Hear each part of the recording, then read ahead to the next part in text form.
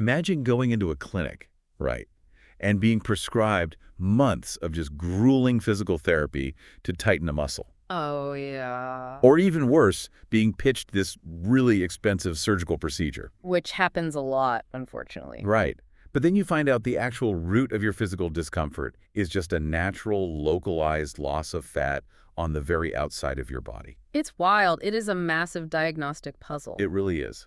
Today we are looking at this puzzle in the female pelvis, where the symptom you feel, as the patient, often points the doctor in the complete wrong A direction. wild goose chase, basically. Exactly. Welcome to the deep dive. Whether you are a medical professional catching up on literature or just someone intensely curious about the human body, we've got a lot to cover. We really do. The stack of sources for this one is incredibly revealing. Oh, it's huge. We're pulling from the latest medical guidance from NICE, that's the National Institute for Health and Care Excellence in the UK. Right. And we are putting that alongside these massive scoping reviews on pelvic floor dysfunction, clinical guides on gynecoplastic surgery, and literature straight from the front lines of aesthetic medicine. Which gives us a really fascinating cross-section of data. Yeah, it does. Okay, let's unpack this because our mission today is to tackle a highly taboo but incredibly common physical sensation. Taboo for sure, but it shouldn't be. No, it shouldn't. And we want to answer a very specific, I think surprising question. Can the external loss of labial volume, like the natural deflation of fat pads on the outside of the body, be mistakenly diagnosed or even felt by the patient as internal vaginal laxity? And to answer that, I mean, we really have to look past a lot of deeply ingrained medical assumptions. Right. It requires setting a tone of complete scientific objectivity here in a space totally free of stigma, Absolutely. because the anatomical changes that happen to the female body due to childbirth or aging or hormonal shifts, they are complex, but they are entirely natural. Perfectly natural, yeah. So our goal is to decode that anatomy at a cellular and structural level, to empower you with a really precise understanding of your own biology. We need to separate the actual mechanical function of the tissues from, how they are subjectively felt. Yeah, separating the mechanics from the feeling. We have to start with the baseline for that. Right, the foundation. Because before we can understand how an external volume loss sort of masquerades as an internal looseness, we really need to define what true structural vaginal laxity actually looks like in a clinical setting. Well, and the first major hurdle the medical community faces right there is the lack of objective measurement. Because you can't just scan for it. Exactly. According to a massive scoping review in our sources, and they analyzed over 9,000 articles for this, by the way. 9,000, that is wild. It is, but they found that vaginal laxity is primarily a patient-reported sensation. It's a subjective feeling of looseness or like a distinct lack of physical support in the pelvic region. And the numbers in that scoping review really highlight how widespread this is. Like up to 34 to 45% of women report this exact sensation of laxity at 6 months postpartum. Yeah, almost half of all patients recovering from a vaginal delivery. Half. But since there is no blood test or MRI scan that simply, slashes a red light and confirms, yes, this is laxity, the diagnostic process has to rely heavily on specialized questionnaires. Like the vaginal laxity questionnaire. Right, the VLQ. Yeah. Or just direct clinical interview questions. Which, as you can imagine, leaves a lot of room for interpretation. Oh, for sure. When a patient reports that feeling of looseness, true structural laxity points to a mechanical issue. A physical tearing or stretching. Exactly. Yeah. During a vaginal delivery, the pelvic floor undergoes immense physical stress. I mean, the fetal head stretches the levator hiatus, that's the opening in the pelvic floor muscles. Right. It can stretch to more than 3 times its normal size. 3 times. That's just wow. Yeah. We are talking about potential physical trauma to the levator muscle complex, specifically the pubococcygeus and cuborectalis muscles. Okay. And that's alongside the overstretching of the fascial support structures. These are the dense connective tissues that actually hold the vaginal canal in its proper anatomical position. It's essentially an overstretched hammock. A hammock, yes. That's a great way to picture it. Like the connective fascial tissues and the pelvic floor muscles act as the ropes holding the hammock to the trees. Right. When those ropes are pulled too far during delivery, or maybe microscopic tears occur in the fibers, the hammock just loses its baseline tension. The whole net hangs lower and looser. The physical architecture has literally changed. That's spot on. When those muscles and fascia are compromised, the physical tension is genuinely lost. The vaginal canal loses its structural integrity. Okay, but I have to push back on the timeline here. Okay, let's hear it. If this is purely a structural muscle-tearing issue driven by the sheer physical mechanics of childbirth, why does the data look the way it does? The sources show a massive spike in women in their late 40s and 50s suddenly reporting this exact same sensation of looseness. Right. If the pelvic hammock wasn't just stretched by a recent delivery, and the muscles have been stable for decades, why are they suddenly walking into clinics reporting vaginal laxity? And that phenomenon is exactly what pivots us away from structural trauma and into the realm of the inside illusion. Oh, okay. The illusion. Yeah. The mechanism driving that sensation isn't muscular at all. It is entirely hormonal. We're talking about the drop in estrogen during perimenopause and menopause. Exactly. It's called genitourinary syndrome of menopause, or GSM. Okay. The medical community previously referred to this as vulvovaginal atrophy, but GSM is a much more comprehensive term. Why is that? Because the estrogen receptors aren't just in the vagina, they are dense throughout the vulva and the entire lower urinary tract. Estrogen acts as the primary fuel for these urogenital tissues. It's the fuel keeping everything running. Yeah. It maintains the thickness of the stratified squamous epithelium, the inner lining of the vagina. It promotes blood flow. It maintains tissue elasticity, all of it. Right. So when that fuel source vanishes, the cellular turnover slows down dramatically. Immensely. The mucosa becomes incredibly thin, fragile, and dry. But, and this is where I get confused, I would think thin and dry would make a patient feel tight or restricted, not loose. What's fascinating here is the physical architecture of the vaginal wall itself. Okay. In a healthy, estrogen-rich environment, the walls are not smooth like a plastic tube. Right. They feature these natural accordion-like folds and ridges called vaginal rugae. These folds provide texture, allowing the tissue to stretch and contract comfortably. Like an accordion, yeah. Exactly. So as estrogen plummets, the superficial epithelial cells just stop proliferating. The underlying collagen and elastin fibers degrade. The result is the complete effacement or flattening of those vaginal rugae. The walls become entirely smooth. The texture simply disappears. It does. Now, add severe dryness to that lack of texture, Right. and you create an environment with a massive decrease in physical friction during intimacy. Oh, I see. And the brain has a very limited vocabulary for internal pelvic sensations. When you experience a profound lack of friction, the brain interprets that sensation as looseness. Wow. The muscles, the ropes of your hammock, they might be holding strong, but the internal fabric is completely slick. And the sources outline a pretty aggressive microscopic chain reaction that follows this estrogen drop, too. Oh, the pH cascade. Yeah. Yeah. Because estrogen normally drives the epithelial cells to produce glycogen, and that glycogen is like the primary food source for the healthy bacteria in the vaginal microbiome, the lactobacilli. Which are so crucial. The lactobacilli consume the glycogen and metabolize it into lactic acid. Right. That lactic acid keeps the vaginal pH highly acidic, typically between, 3.5 and 4.5. And that acidic environment acts as a chemical shield against pathogens. But when the estrogen drops, the glycogen production halts. Yep. The lactobacilli effectively starve to death, the lactic acid disappears, and the pH spikes to 5.5 or higher. It becomes alkaline. Right. Suddenly, the chemical shield is gone, which opens the door for opportunistic bacteria like E. coli or Gardnerella to colonize the tissue. Which is awful. Yeah, this leads to unusual discharge, severe irritation, and recurrent urinary tract infections. And so you can picture it. The patient arrives at the clinic dealing with a cascade of uncomfortable symptoms. But the primary complaint they articulate might simply be a change in vaginal support or a feeling of looseness. Because that's the most alarming part to them. Exactly. But if a clinician only hears the word laxity and fails to observe the flattened rugae or the pale color of the thin tissue or the elevated pH, they are on a direct path to a misdiagnosis. Okay, so we have the internal muscle trauma, and we have this internal hormonal illusion from GSM. Right. But the core of our deep dive today focuses on how the exterior of the pelvis plays tricks on our perception. How does an external change fake an internal looseness? For this, we have to consult the clinical framework proposed in the gynecoplastic surgery literature. Okay. Because for a long time, the external female anatomy wasn't mapped with the same precise functional compartmentalization as other areas of the body. Interesting. Yeah. But this specific paper attempts to unify the anatomical language by mapping the vulva into 4 distinct interdependent compartments: And those are. the epithelial, the fascial, the erectile, and the adipose layers. Here's where it gets really interesting.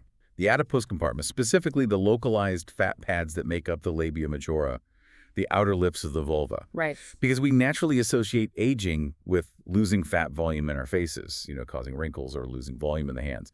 But the sources revealed that the exact same cellular atrophy occurs in the labia majora. Yes. Adipocytes, or fat cells, in the specific region are heavily influenced by local hormonal receptors and general aging. Okay? Over time, or following significant weight loss, these cells experience a decrease in lipid storage. They shrink. The entire adipose compartment basically undergoes a process of deflation. Deflation, wow. And the medical literature utilizes a specific clinical grading system for this, developed by researchers Fasola and Gazzola, to categorize this labia majora hypertrophy, which just means underdevelopment or volume loss. Okay, how does the grading work? Grade I represents mild, subtle subcutaneous thinning and fine wrinkling of the skin. Grade 3 is a moderate loss of turgor, presenting as visible laxity and sagging of the tissue. And grade 3? Grade 3 is severe deflation. It's characterized by deep wrinkling and clear clinical signs of atrophy. It's essentially a couch cushion problem. A couch cushion. Okay, tell me more. Think about it. The wooden frame of the couch represents the internal pelvic floor muscles, right? Okay, tracking. That wooden frame might be bolted together perfectly, completely structurally sound. But if the stuffing inside the seat cushion itself deflates and flattens out over years of use, the entire seat is going to feel unsupportive, loose, and uncomfortable when you sit down. That is a perfect analogy. That isolates exactly where the sensory confusion happens. Right. Because the labia majora provide external structural cushioning. They act as a protective, plump barrier that absorbs friction and provides a physical boundary for the delicate internal structures. So when those adipocytes shrink and the volume is lost, that external structural cushioning simply vanishes. It's just gone. And the external tissues begin to sag under gravity. And the literature from the aesthetic clinics notes that patients quickly begin experiencing secondary physical discomforts from this too. Oh, absolutely. Because without that plump barrier, the labia minora might be left exposed, rubbing uncomfortably against tight clothing like jeans, or literally getting physically trapped in athletic underwear during a workout. And this creates a profound psychological and sensory overlap. The patient's entire pelvic region physically feels less held. It feels less supported and more mobile on the outside. Right. But because everyday language lacks a specific colloquial term for labial adipose deflation, who says that? The patient translates that generalized feeling of poor support into the only vocabulary they know. They go to their doctor and report vaginal laxity. They are blaming the wooden frame of the couch when the problem is entirely within the deflated cushion. Exactly. The patient feels a genuine lack of physical support, but because they mistake an external loss of fat for an internal muscle defect, they basically send the clinician on a wild goose chase. The anatomical location of the symptom is entirely misunderstood by the patient and frequently overlooked by the provider. Which brings us to the treatments. And why untangling these 3 distinct biological mechanisms, the muscle, the mucosa, and the fat, is just so critical. It's everything. Because if a patient complains of looseness and the doctor doesn't differentiate the root cause, the prescribed treatment will fail entirely. It's practically guaranteed to fail. So let's start with true structural muscle laxity. The gynecoplastic surgery paper refers to this as Palacios's vaginal hyperlaxity syndrome, a functional pathology of the pelvic connective tissues. How is that actually repaired? Well, if the underlying pathology is genuinely muscular, the intervention must target the musculoskeletal system. Makes sense. The primary conservative line of defense is always pelvic floor muscle training. This involves working with a specialized physical therapist on targeted exercises, often using biofeedback, to rebuild muscular hypertrophy and baseline resting tension. Like Kegels, essentially. Yes, very structured Kegels. However, for severe grades of hyperlaxity where the levator ani muscles are actively torn or the fascia is severely separated, conservative physical therapy just won't bridge the gap. The gap is too wide. Right. That level of trauma requires reconstructive surgery, such as a vaginoplasty or perineoplasty, to physically suture the tissues back together and restore muscular continuity. Okay, but what about the non-surgical energy devices? Ah, the devices. Because the aesthetic clinic sources show massive marketing campaigns for CO2 lasers, erbium lasers, and radiofrequency devices. They claim to use thermal energy to heat the vaginal tissue, provoke a wound healing response, and tighten the canal by generating new collagen. If we connect this to the bigger picture, the regulatory landscape for transvaginal energy devices is highly contentious. Very controversial. Extremely. The theory is that controlled thermal injury prompts neocollagenesis, but the major medical regulatory bodies are aggressively pushing back. Like nice in the UK. Right. The UK's NICE guidelines strictly state that these devices lack adequate long-term safety and efficacy data. They mandate that transvaginal lasers should only be utilized within the strict confines of formal research trials, not as routine clinical care. And the FDA in the United States has also issued serious safety communications regarding these specific devices. They cited reports of vaginal burns, scarring, and chronic pain when used for quote-unquote rejuvenation. It's a huge risk. And the Therapeutic Goods Administration in Australia, the TGA, they went a step further recently. They completely canceled the approvals for multiple laser devices for these specific gynecological indications after reviewing the clinical evidence. Yeah, that was a big move. Yeah. The overarching medical consensus right now is that burning tissue to create scar tissue tightening is not a standard evidence-based care model for structural muscular laxity. The risks of thermal damage far outweigh the theoretical benefits for structural support. Absolutely. Okay, moving to the second mechanism. No. What if the clinical exam reveals that the looseness is actually the internal illusion, the lack of friction caused by genitourinary syndrome of menopause?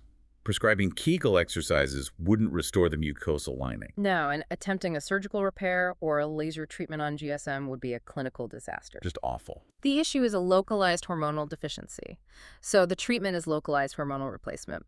The gold standard is low-dose vaginal estrogen, applied directly to the tissue via a cream, a dissolving tablet, or a flexible silicone ring. Because the goal is to just replenish the fuel supply to the cells. Precisely. The local estrogen binds to the receptors in the basal layer of the epithelium. It prompts cellular proliferation, restoring the thickness and elasticity of the tissue. And brings back the rugae. Exactly. It brings back the physical texture of the rugae. It stimulates glycogen production, which feeds the lactobacilli, repopulating the microbiome and dropping the pH back into the safe acidic range. Wow. It doesn't mechanically tighten a single muscle fiber, but it completely resolves the sensation of looseness by restoring the physical friction and health of the mucosa. Which leaves us with our final mechanism. A patient feels loose and unsupported.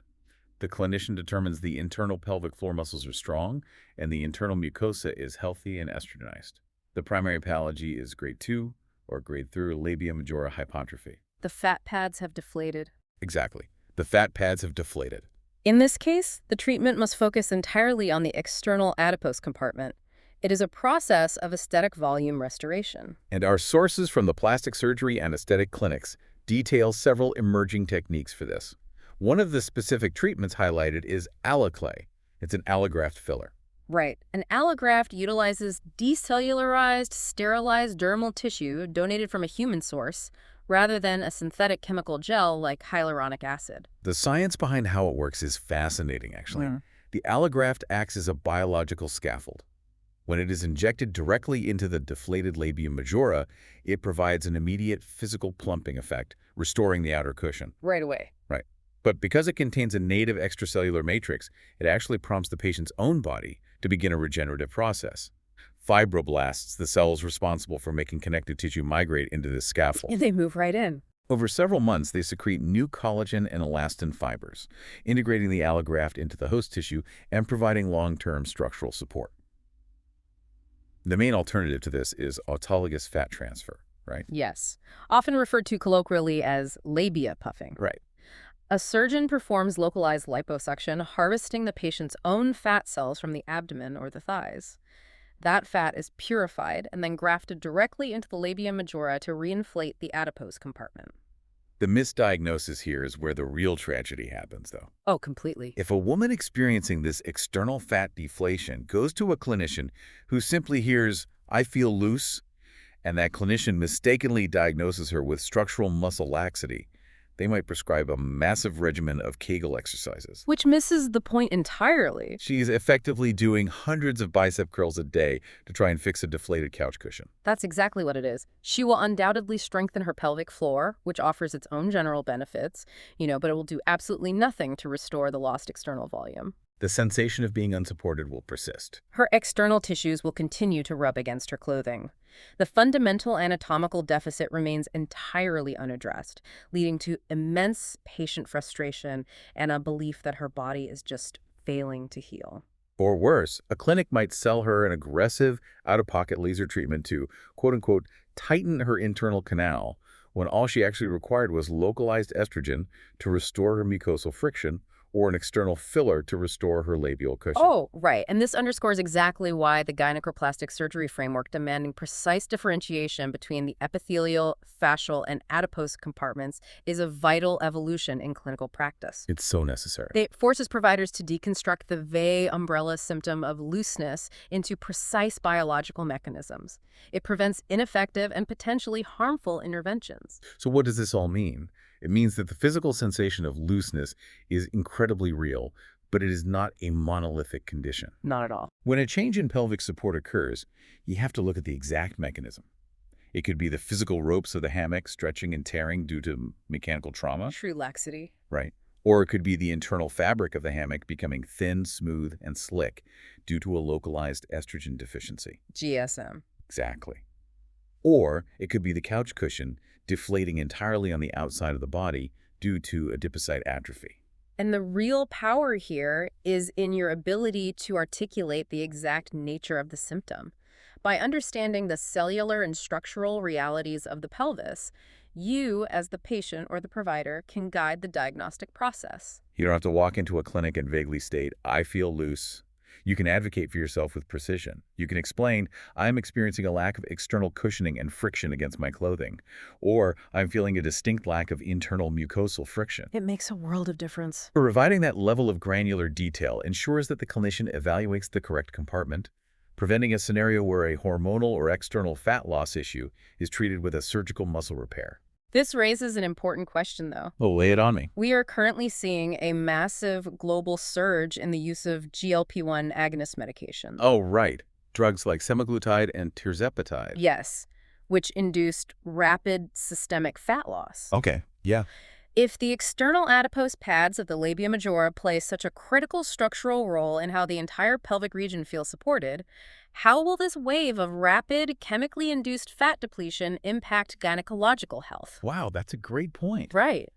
Are we about to see a massive spike in patients reporting mysterious vaginal laxity simply because a weight loss drug rapidly deflated the external protective cushioning of their pelvic floor? That is a phenomenal medical blind spot to look out for. As systemic treatments evolve, our understanding of localized anatomy has to keep up. Keep asking the hard questions, keep demanding precise answers about how your body functions, and we will catch you on the next deep dive.